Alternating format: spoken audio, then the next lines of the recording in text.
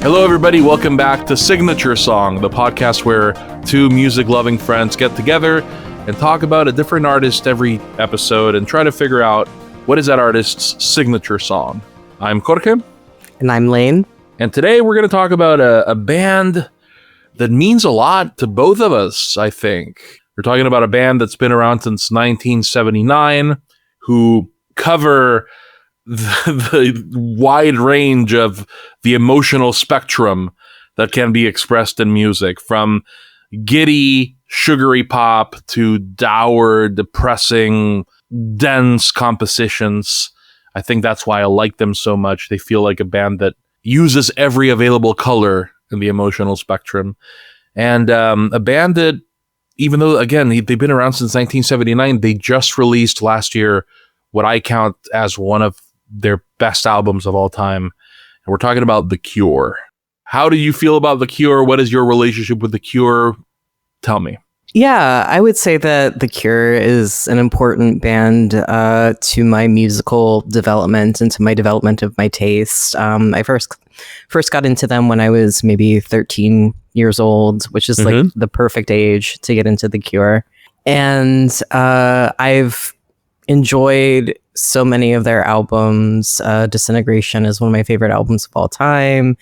They have pop culture significance in other ways in my life. I'm a big South Park fan, and Robert Smith was a guest on a very early episode of South Park, and that is one of my earliest memories of hearing of The Cure. But yeah, I think Robert Smith is a wonderful songwriter. As you said, he's got an array of, emotional tones and styles and, valences. So I think this should be a really good conversation today. Do you remember the first time you heard The Cure? Like, was it the South Park episode, the first time you were exposed to them? So there's no music in the South Park episode, but I think the first time that I heard them was probably I picked out at Best Buy, music and electronics department store in the United States, the Greatest Hits CD, just the one called Greatest Hits, not Galore.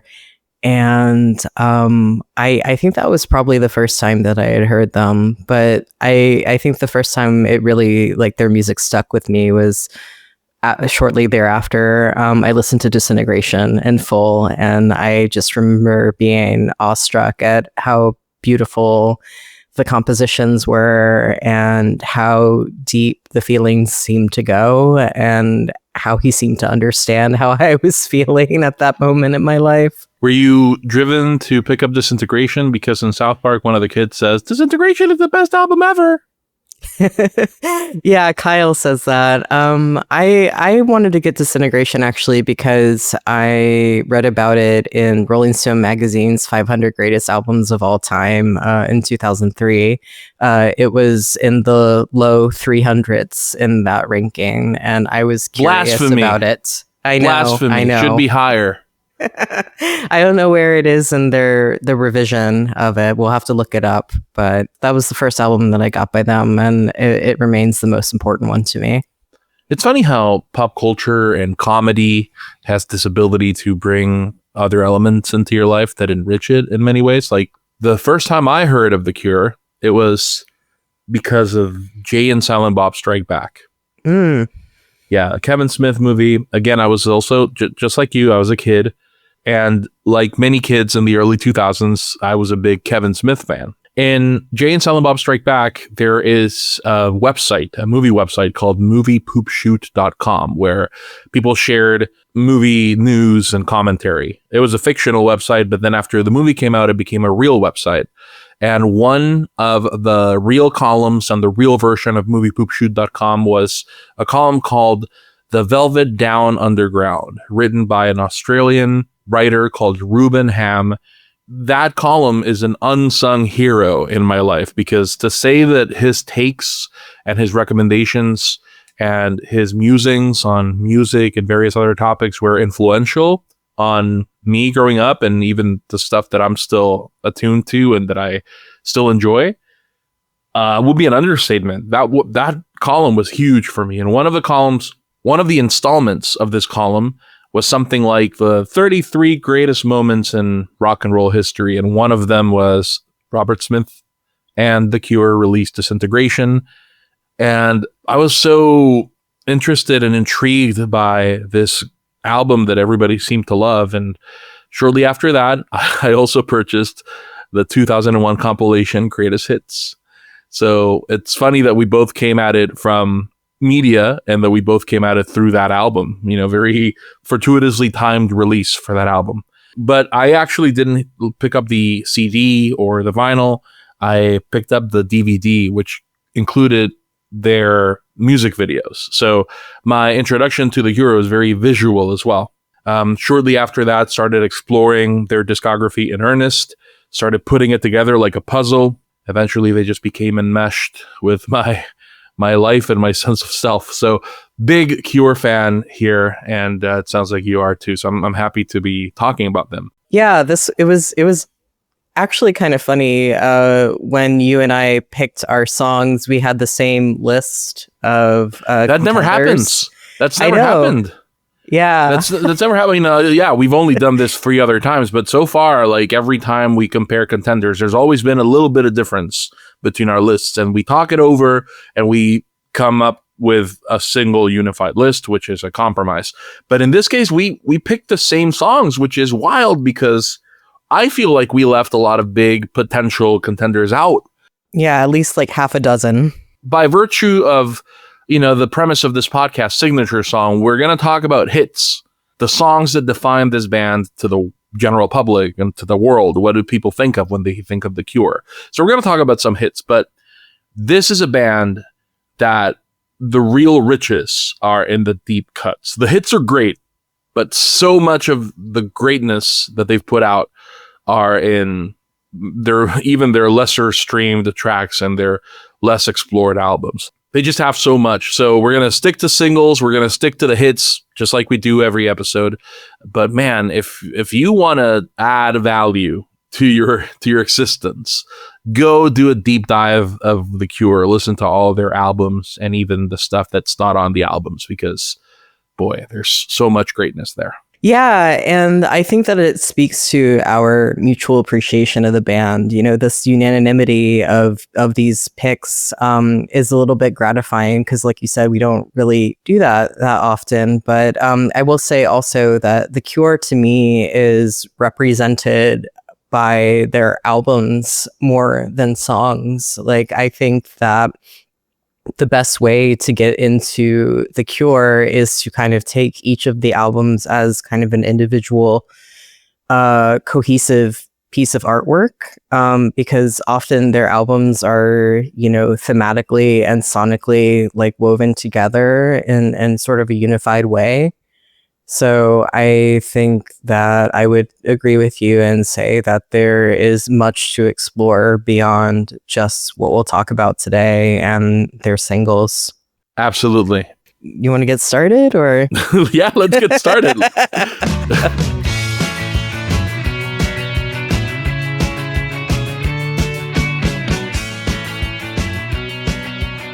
So our first pick was one of their first singles. It's Boys Don't Cry. And I love this song. I really like their early releases a lot. There's kind of a punkish vibe, or post-punk. And I think there are some great tracks, Killing an Arab is one of my favorites by them too. But Boys Don't Cry, peak sad boy, great hook. I think many people who don't really know The Cure know this song. And one thing I really love about The Cure's early work is this kind of like basement sounding production, and the prominent bass is something that I really enjoy in this song. This song is something else, and it's funny to read Robert Smith interviews from the early days, and you really get a sense that they saw themselves as part of the punk movement, which is such a stark contrast with the band that they eventually became. I mean, he talks a lot about, in hindsight nowadays, he talks about those early days and wanting to be like the Buzzcocks. And you can really hear it in this song in particular. Like, this is, if there was ever a Cure song that sounded like the Buzzcocks, it would be this one. He talks about wanting to be like Elvis Costello, late 70s Elvis Costello, the punk Beatles. He said that it was his aspiration. So you can really hear it with this song, released as a standalone single, not part of their debut album, Three Imaginary Boys, 1979, but recorded during the 1979 Three Imaginary Boys sessions. Eventually became part of the US version of that first album. They grabbed some singles and parts of the album and repackaged them as Boys Don't Cry. They gave it the song's title. The album and the song was recorded by Chris Perry, founder of Fiction Records and producer of several early Cure records. And of course, the songwriter for the song, I mean, it's credited to the first three, the original three members, Robert Smith, Michael Dempsey, and Lowell Tolhurst. Although I think most of the writing is done by Robert, and I think that's true of this track as well. It's a fantastically put together pop song. I think structurally is really sharp. You really get the sense that these guys knew what they were doing in terms of putting a song together. And I love how it sounds. It's, early Robert has a punkish snarl to his voice. But I just keep on laughing, hiding the tears in my eyes. The boys don't cry. But I will confess that the version of this song that I got to know was not the original version. As I said earlier, I really got to first explore their hits when I purchased that DVD. And unlike the Greatest Hits CD, the DVD contains the music video version of Boys Don't Cry.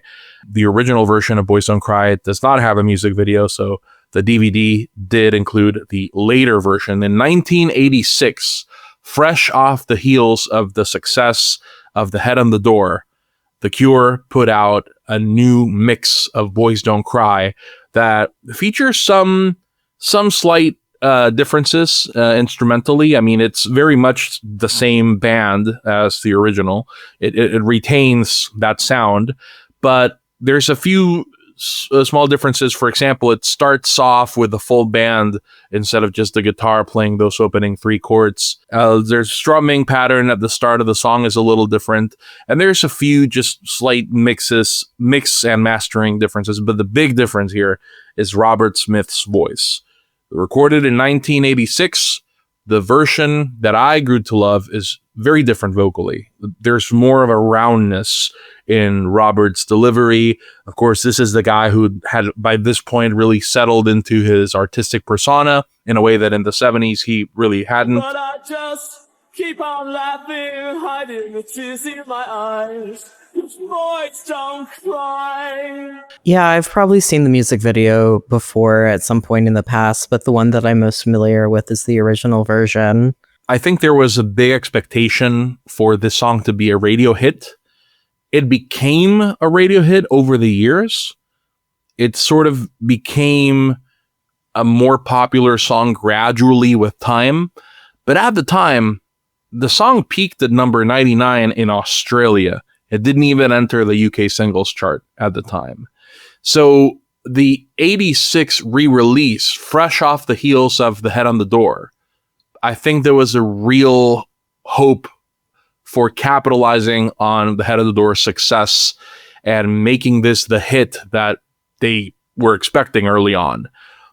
Didn't really work out either the second time. It still did okay. It peaked at number 22 in the UK singles chart, and then it also peaked. It also charted in other countries, but it wasn't the massive hit. It did Head on the Door numbers. It wasn't the breakthrough, oh my God, radio hit that they were aiming for, either the original version or this time. As years have gone by, this has become a very popular song for The Cure. It's often played in their set list. It's often one of the encore songs. So yeah, I mean, there's a very good argument for this being their signature song, just based on that. I think it's a really wonderfully written song. It's so simple, but it's so infectious, and it's had such a profound effect, I think, on, not only bands that have come after it, but other media.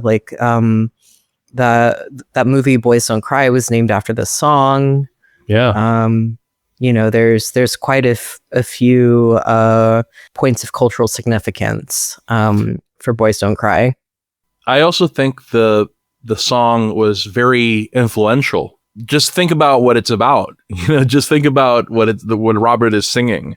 The themes expressed in the song have become emblematic of Robert Smith's and the Cure's in general challenge to traditional masculinity and emotional repression. Like there is no emo genre without Boys Don't Cry, right? You could see the reverberations of this song in genres that came much later. And I think that speaks to its status as an iconic track and an important, influential moment in rock and roll history. Let's go to our second contender.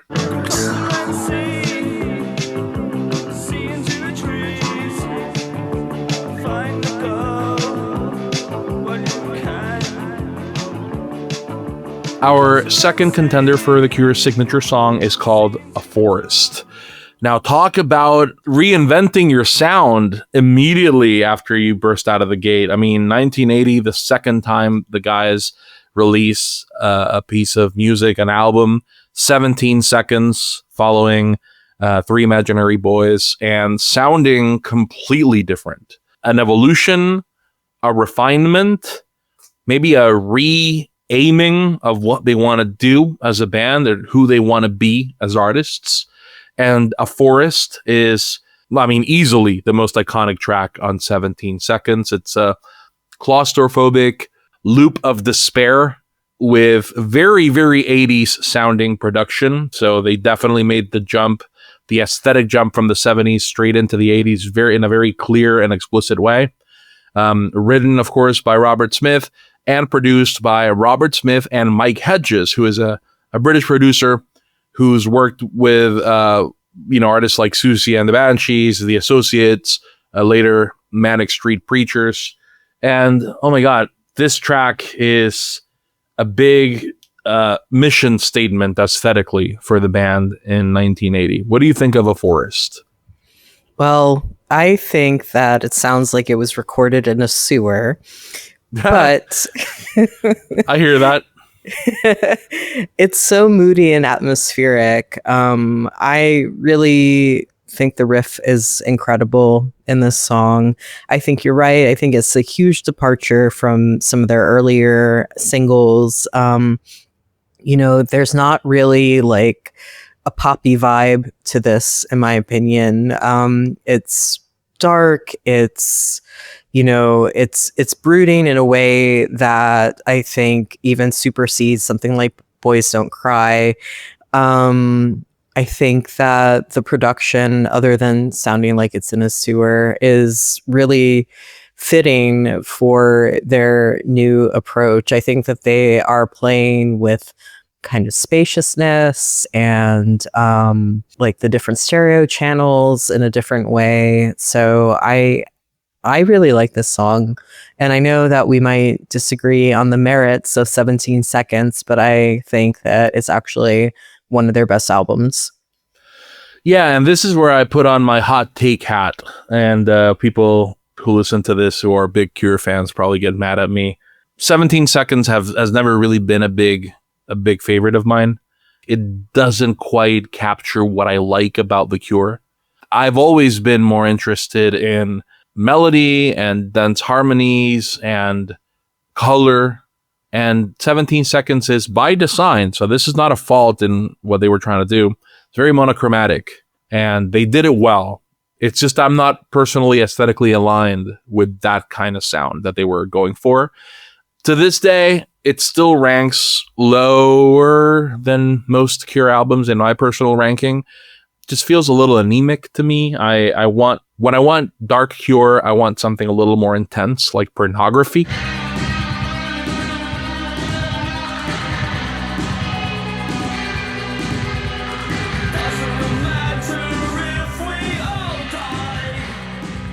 Pornography is, to me, the best representation of their darker sound. I think there are some really great songs on 17 seconds. And I feel like there's a lot of great moments, and the band really figured out how to use the studio to portray a sort of emotional space on 17 seconds. But I don't find myself reaching for it very often. However, I think the live versions of A Forest are a lot more appealing to me than the studio version, because the live versions of The Forest, and by the way, this is by far their most played song live. They performed it over 1,000 times. They have the intensity that I'm feeling that is lacking from the studio version. I don't know if you feel the same way. Yeah, when I've seen them play it live, it's definitely like really intense. And I can understand your initial appraisal, but what I think of 17 Seconds and A Forest specifically, I think that this track and this album really laid the blueprint for some of their sonic experimentation. Like if you think about what came next with Faith, right? Yeah. Definitely Faith and Pornography wouldn't exist without the direction that they went on in 17 Seconds and in A Forest. And I think that there's also, there's hints of this in their singles on Japanese Whispers. You can hear it. What's that soundtrack they did? Carnage Visors, of course. Yeah. And Blood Flowers for later work. I really think that A Forest kind of defined where they were going eventually. Like I think it provided this this sonic blueprint for the rest of their careers sound. For sure. And Mojo called it the greatest Cure song of all time. Wow. It's also been referred to by Robert Smith as the archetypal The Cure song. So we're going to talk a little bit about that later on. But to me, that's two different things, right? Their signature song and their most archetypal song. I think there's those are two different questions. But we'll get into that later on when we give our opinions on what the signature song is.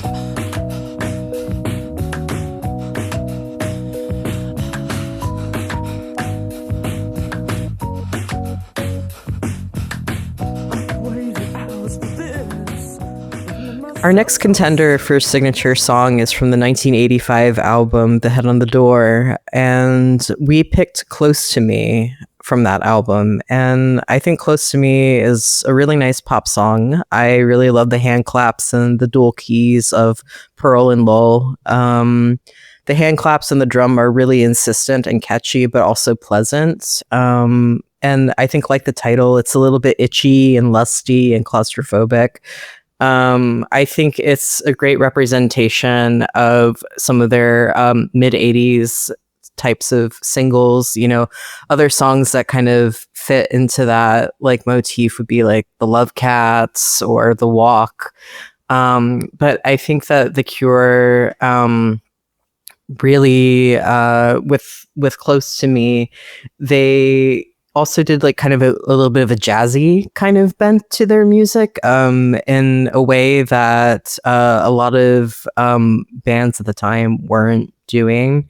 You can sort of hear hints of it, not only on those Japanese Whisper songs, but also on the top, that they would be kind of exploring this sort of sound on this record. But yeah, what do you think? Close to Me is a great song. And I love how minimalistic it is. Now, when I say minimalistic, I'm referring to the album version, because there's a couple different versions of Close to Me. So let me talk about the album version first. It's very close. You can really hear everything, every little scrape of a string. You can hear the foot on the bass pedal. You really feel like you're locked in that closet with them. And I'm referring to the closet that they're falling off a mountain in the music video. It's very claustrophobic. It's very close together. It's very bunched up. It's such a simple song that it works perfectly. They can't afford to do away with the space. They can't afford to suck out all the oxygen out of the room, because there's not much to the composition itself. And that's the genius of it. It's the simplicity of it. It's a very simple bass line, very simple drum beat, very simple melody, but so catchy, so gripping, and it captures that sense of anxiety and dread, but also excitement when you're about to see someone that you really like and you want to keep putting it off because you're not sure that you're ready, but you're also so stoked to be able to see them face to face. The social nausea that comes with infatuation, I think, is something that this song really evokes very well. I love everything about it. Close to Me is a bop. The single version, which is the second of 3 versions of this song that have been released, the single version steps it up a notch because the single version really drives the point home. When you're teetering on the edge between uncertainty, anxiety, nervousness, that sort of bleakness, but also giddiness, that feeling of impish happiness that comes with falling in love and seeing the person that you like and spending the night together. That is really driven home in the single version because in a quest to make this a more commercially palatable song, because the original is so stark, they added a brass section. And by the end, it's a New Orleans jazz party and it's all going crazy. The horns are blaring out and you really feel the song fully giving in to the lighter, brighter side of that emotional quandary that the protagonists, if you want to call them that, found themselves in at the start.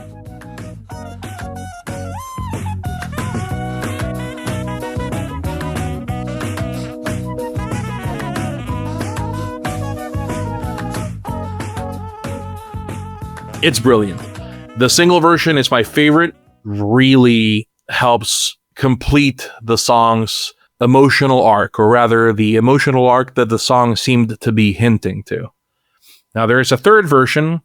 The third version was released in the remix album Mixed Up from 1990, which came out very shortly after the band's commercial peak, or actually right in the middle of the band's commercial peak, right after Disintegration, but just before Wish. So the band was on fire at this point. And the remix was also a big hit. It was huge. It was on the radio all the time. It was on MTV. They recorded a new music video for it. And of course, the remix features a different drum beat. It takes away the iconic beat that we all know and love from the original, and retains the brass and adds even more of it. It's got this sort of spa pop sort of drum pattern in the new version. But it has enough of the original's kind of quirkiness that it still really works.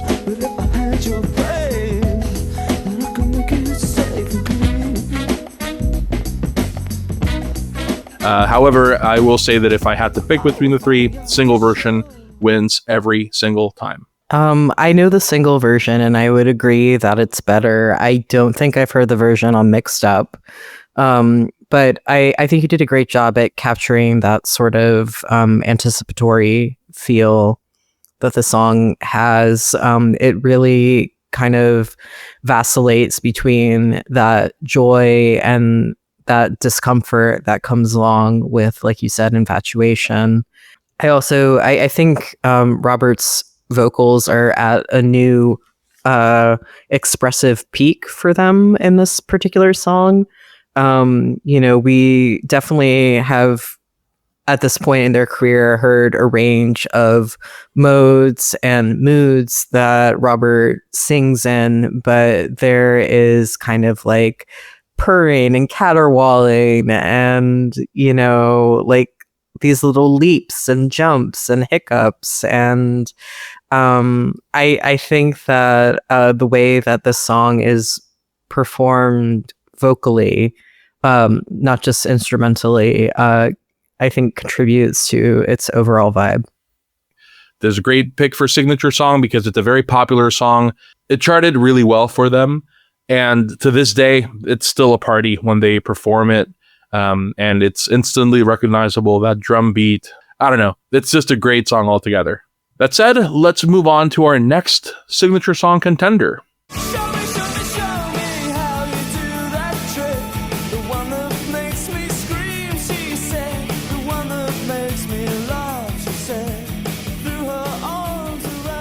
Just Like Heaven is a masterpiece.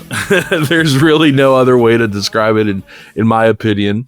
Just Like Heaven is the third single from their 1987 album, Kiss Me, Kiss Me, Kiss Me. It's a song that is a piece of really effective storytelling, as well as really wonderfully accomplished musical development of a theme, idea, concept, feeling. I think this really is a showcase for Robert Smith's ability to bring those emotions to a musical arrangement in a very powerful and gripping and romantic and evocative and stirring way. I love Just Like Heaven so much. This is also like one of their biggest hits. Just Like Heaven charted really well.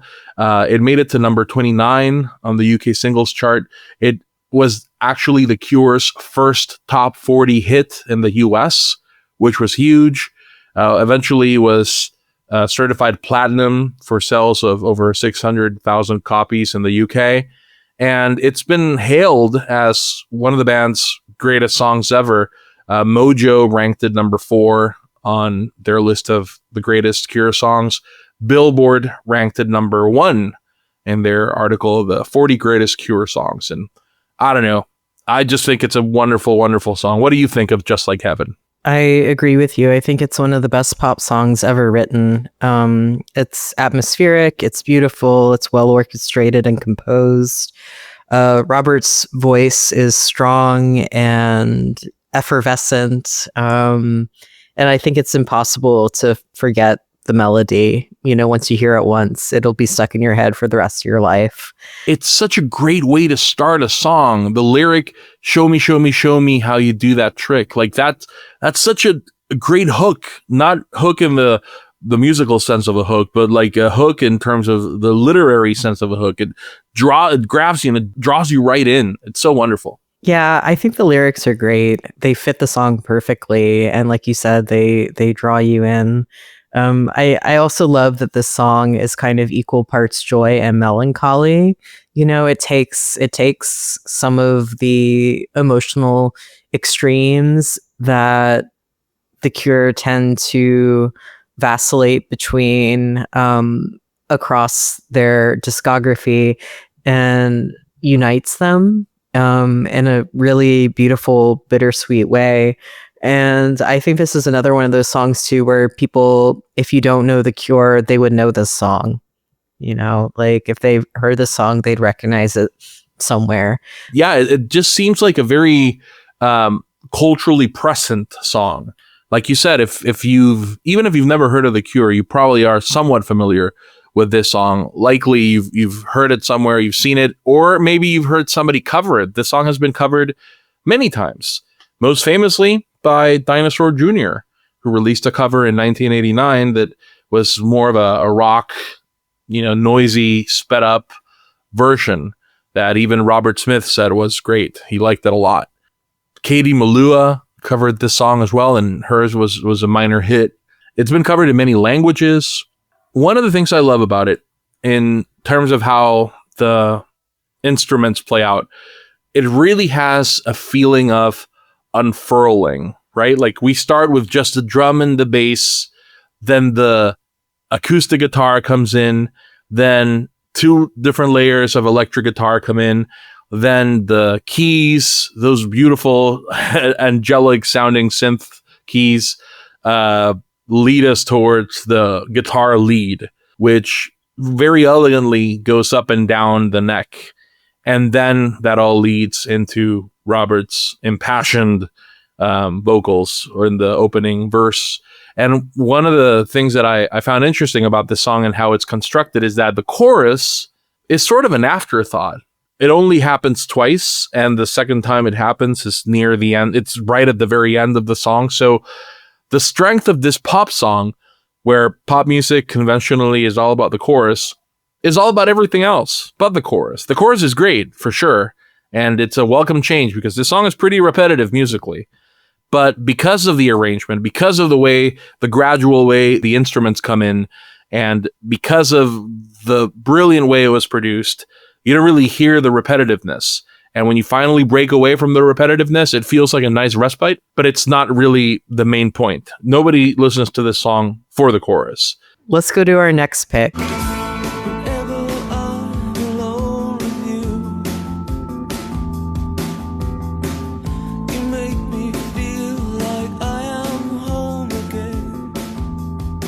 So next up we have Love Song, which is the third single from Disintegration, which came out in 1989. And this song was very successful, especially in the United States, where it charted in the top 10 on the Billboard Hot 100, reaching number 2.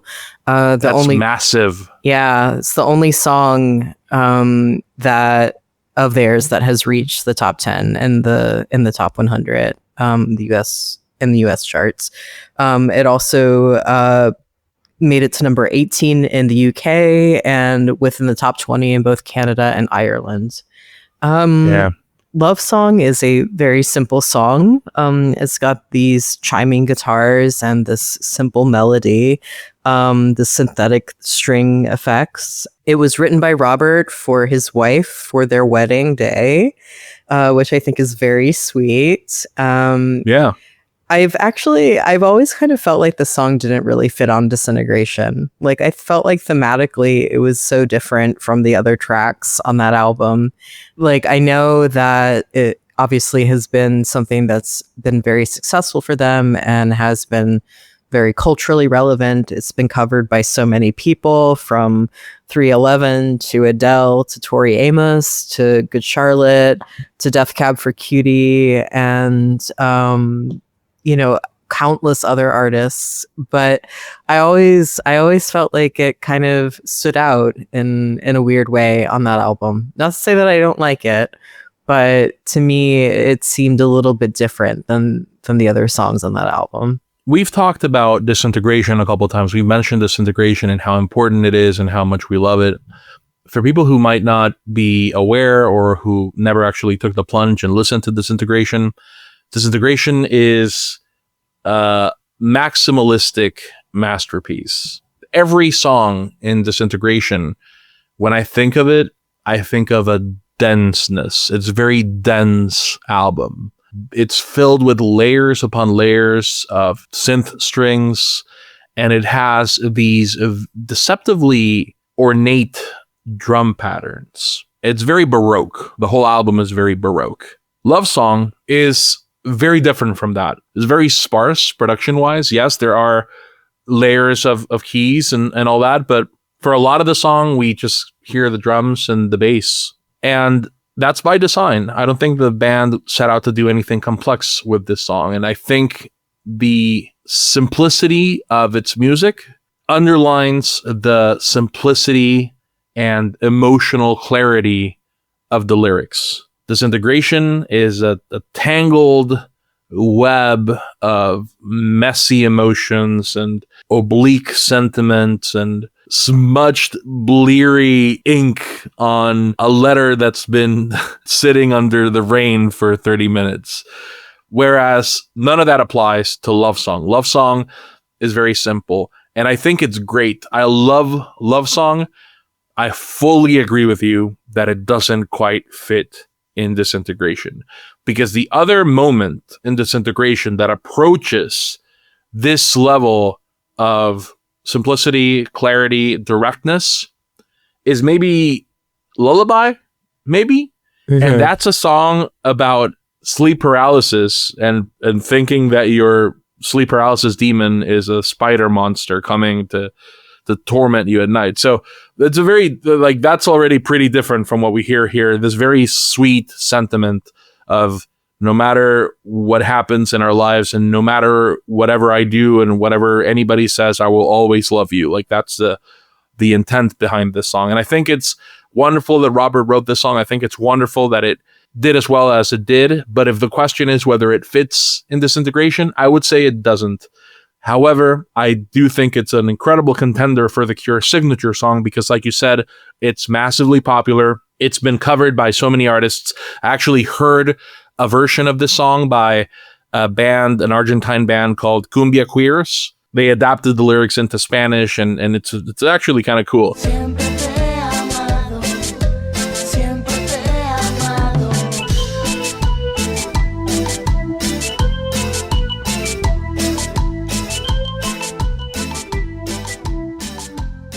So it's just a really powerful song, and it translates to all these other genres and all these other styles because of that simplicity.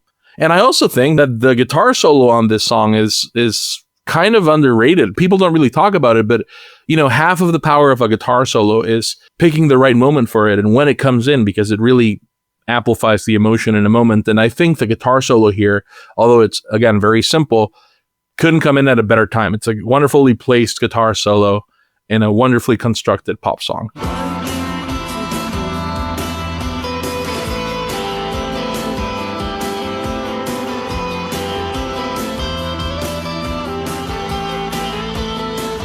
And what does he say leading into it? Doesn't he sing "Fly Me to the Moon"? I used to hear "Fly Me into the Blue." For a long time, I thought he was saying "Fly Me into the Blue," but I think it is "Fly Me to the Moon," which I guess would be a Tony Bennett reference.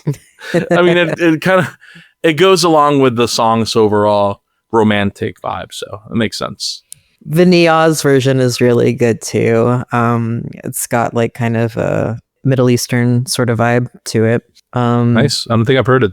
It's good. It's got like down tempo influences as well. It's really cool. I also really like when Tori Amos does it live, which is every so often. She'll like do some mashups and she'll incorporate love song into them.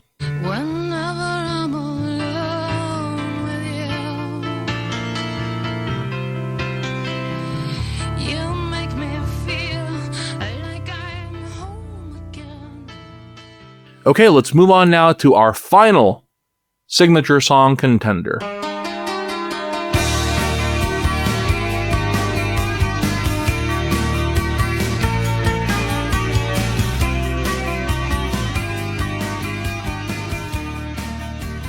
Friday, I'm in Love is pure sugar, and I love it. This is The Cure at their poppiest, at their least self-conscious. This is The Cure fully surrendering to the giddy sound that has always sort of been present in their music to some extent. This is a masterclass in pop songwriting. It's crazy that it came out in the early 1990s, because just from how it's constructed, you might think this song has been around forever. It seems like such a fundamental piece of music. It's a song that I know that a lot of Cure fans don't like. I always love it. I always listen to the whole thing. Whenever it comes on, I'm always going to hear the whole thing, because to me, the song is a delight. This is the second single from the band's 1992 album Wish. It made it to number 6 on the UK singles chart, made it to number 18 on the US Billboard Hot 100, and has remained a staple of the band's identity for years and years and years. Like, I would say the more people have heard Friday, I'm in Love than the rest of these songs. I'm not talking about people who could necessarily name The Cure as the people who play Friday, I'm in Love, but just in general, I think Friday, I'm in Love has been in more ear holes than the rest of these songs, even if Love Song actually peaked higher in the charts. So what do you think of Friday, I'm in Love? And what do you think of my assertion? I think you're right in that this is probably the song that most people have heard, like that's by The Cure, or rather like that has had more plays and people have been exposed to, because I think it's the one you're most likely to hear in a grocery store. That's right. That's exactly right. This is going to be the one if you're like a CVS waiting in line to get your groceries. This is the one. Right. Yeah. So I definitely think that is the case. I always find a lot of their happy sounding songs to be manic for some reason. Like they never seem to be even keeled in their happiness. It's always extreme. And I think Friday I'm in Love takes it to its logical end. And so I think it's a nice song, but I wouldn't say it's one of my favorites by them. I don't want to go as far as to say that I don't like the song, but I think it's kind of lacking in substance. It's really aesthetically different than the majority of their catalog.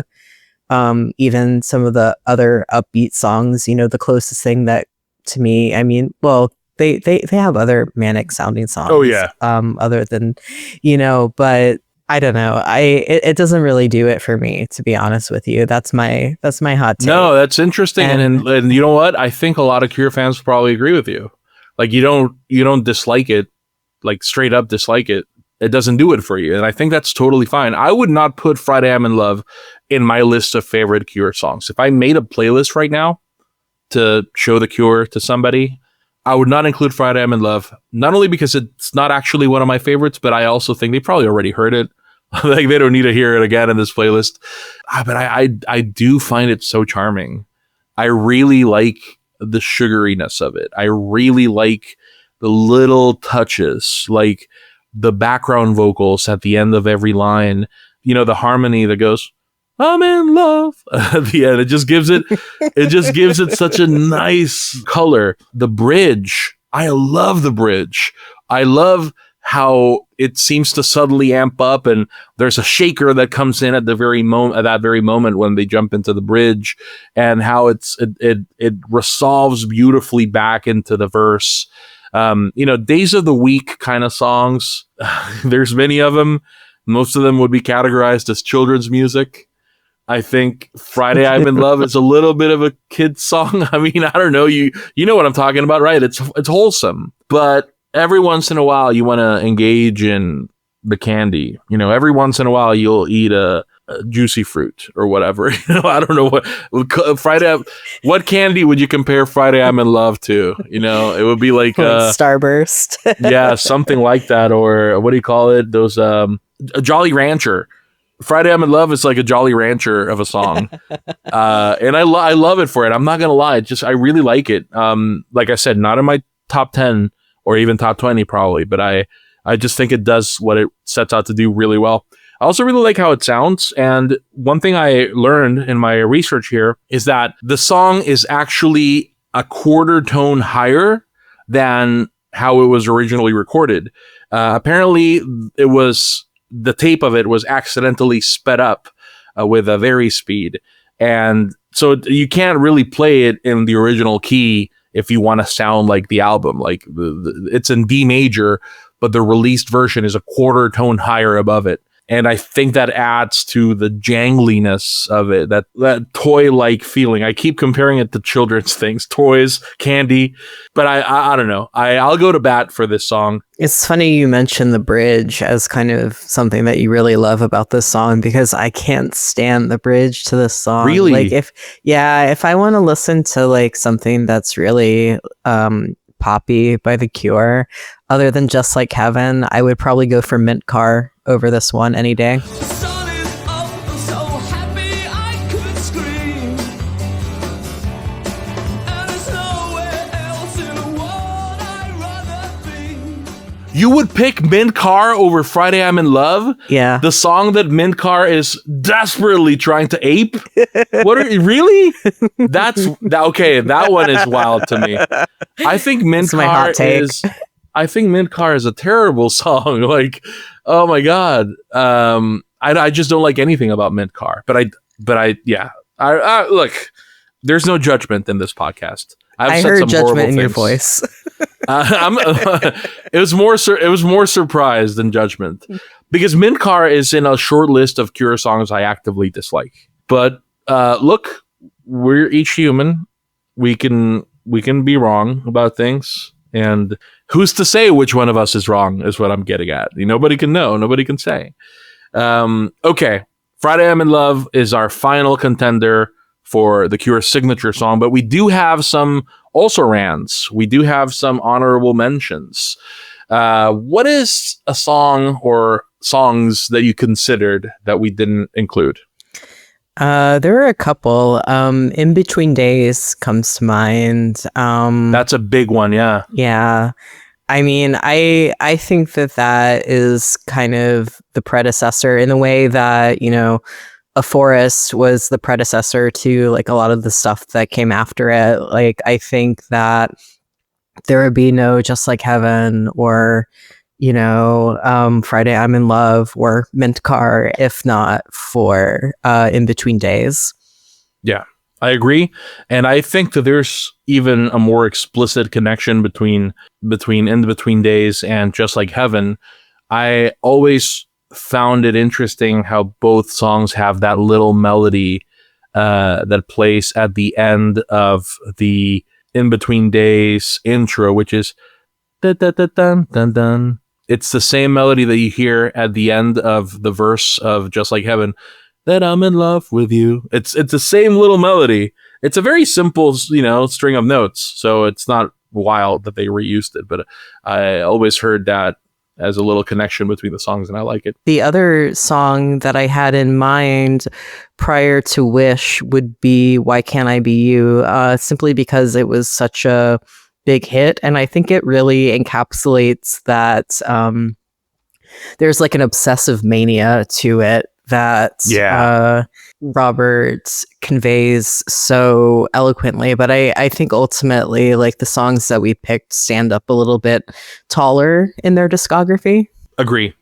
Did you ever consider any song post-Wish, post-1992, as a potential signature song for The Cure? I had floated The End of the World off the 2004 self-titled album. It was all over, Much Music and MTV2, and I heard it on alternative radio a lot.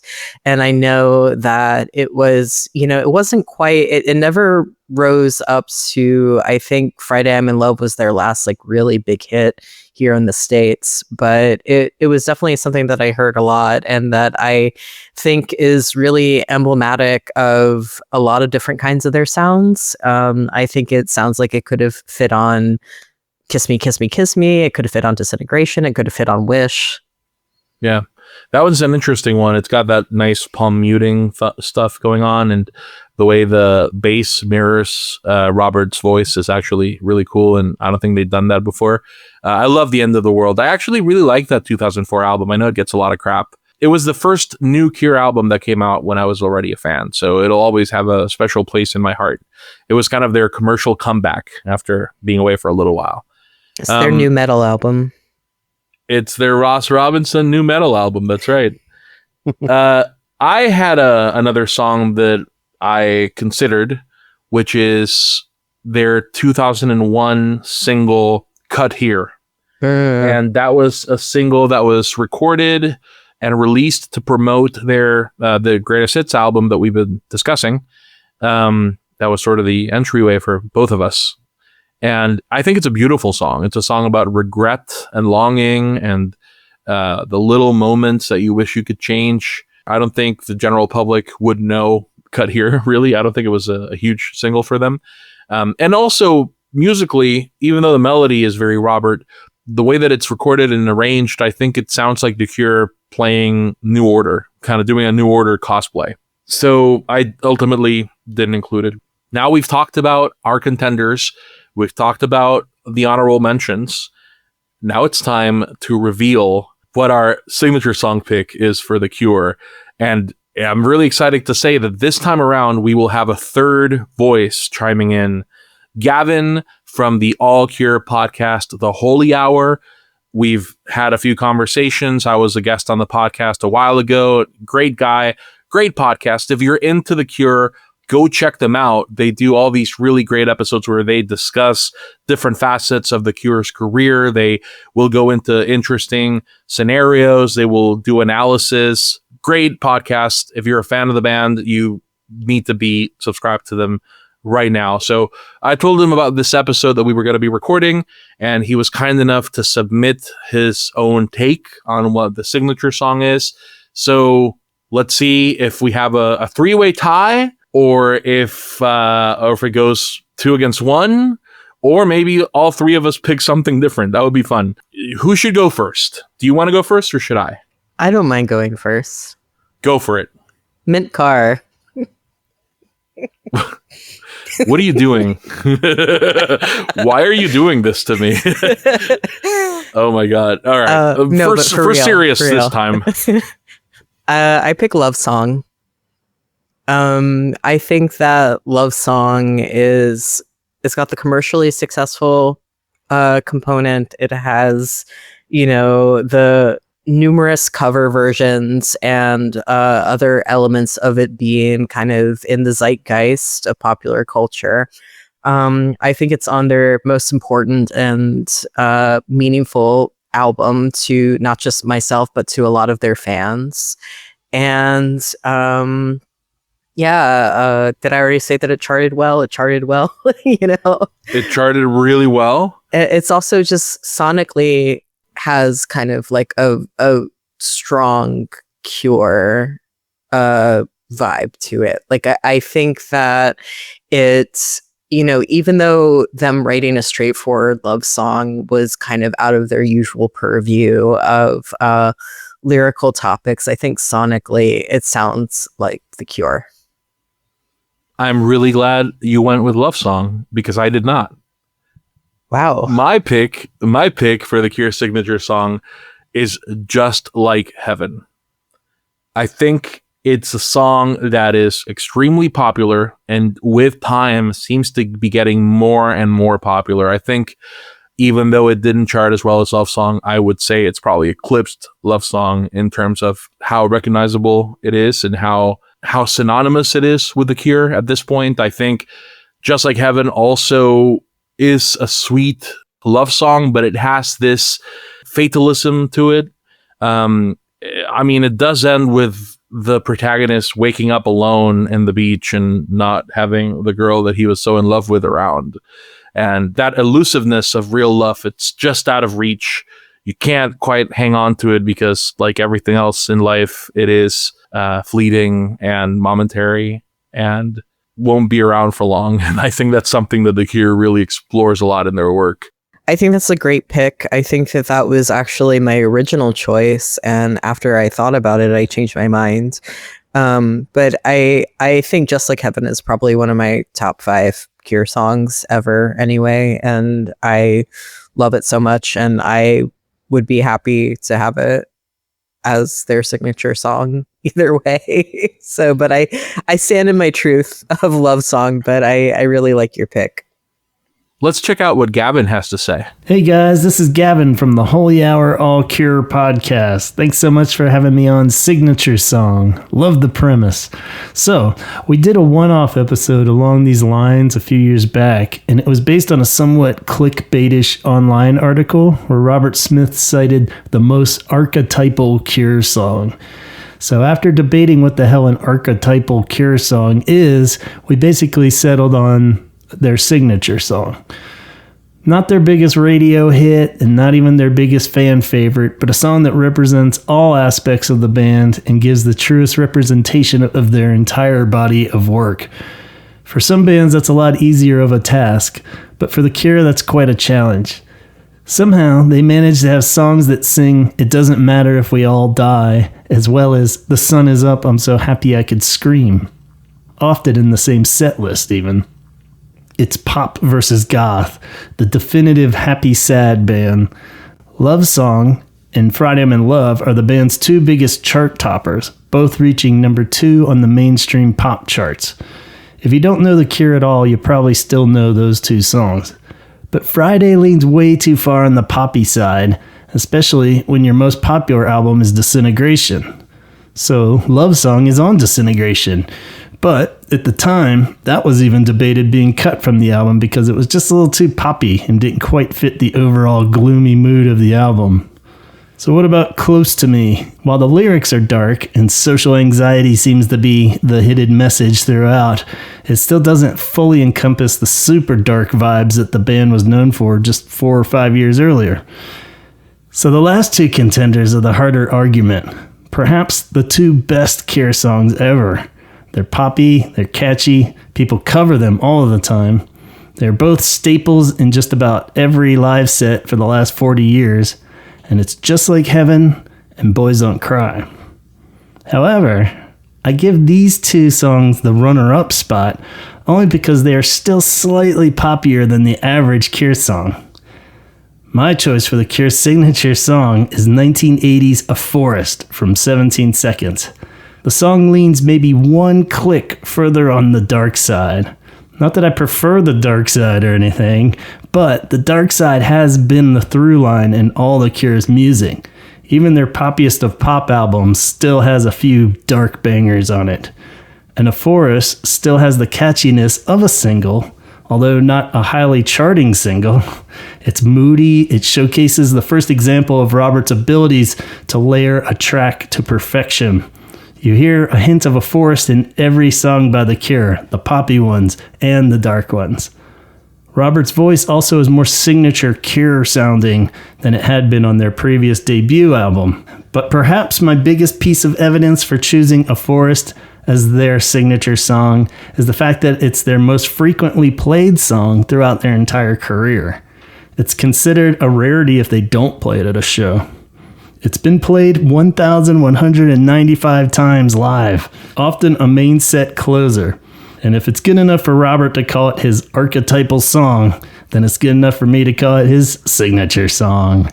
Thanks for letting me share my 2 cents. Can't wait to hear what you guys think. Cheers. So there we have it. 3 different voices with 3 different picks. I'm so excited that this happened. What do you think, listener? What do you think the Cure signature song is? Do you agree with any of these 3 picks? Do you think it was another contender?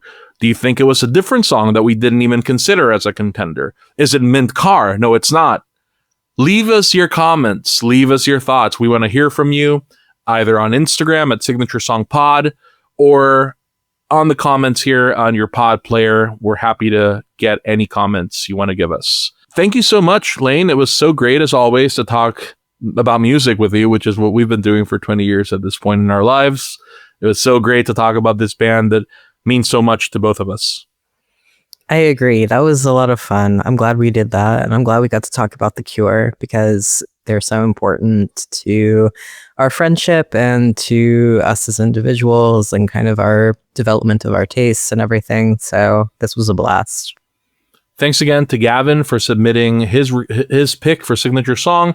Remember, check out the Holy Hour podcast. They're on all platforms as well.